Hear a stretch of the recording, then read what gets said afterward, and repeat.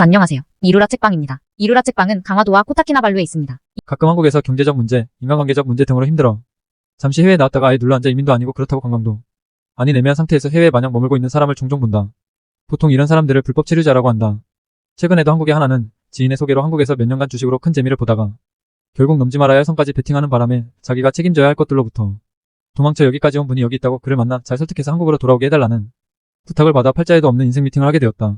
모첫 모습은 10억을 날려먹은 사람처럼 전혀 보이진 않았다. 어찌 보면 여기 와서 맨날 반바지에 슬리퍼만 끌고 다니는 내 모습과 비교하면 정말 말쑥하고 성공한 사업가의 모습이었다. 우리는 만나서 이런저런 이야기를 했다.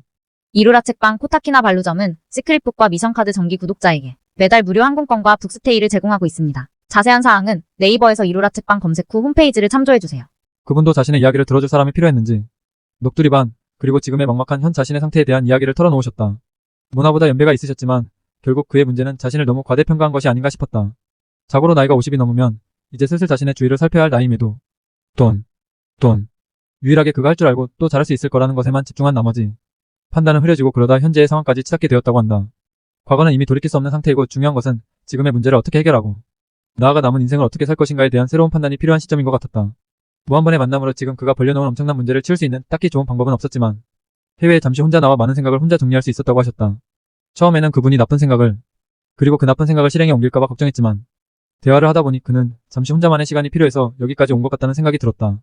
많은 사람들이 한국에서 문제가 생기면 이민이나 갈까? 라고 막연히 생각하는 것 같다.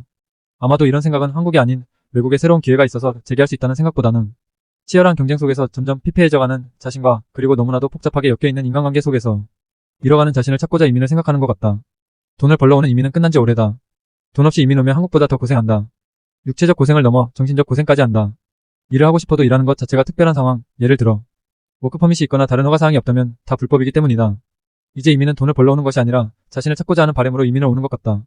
돈만 벌다가 잃어버린 자신과 가족을 찾거나 혹은 그러기 전에 돈보다는 소확행을 추구하는 이민 트렌드가 있는 것 같다. 그래서 젊은 사람들도 나이 든 사람들도 한국에서 가지고 온 어느 정도의 돈을 가지고 돈을 더 벌기보다는 지금의 돈으로 누릴 수 있는 혜택을 최대화하기 위해 이민을 오는 것 같다.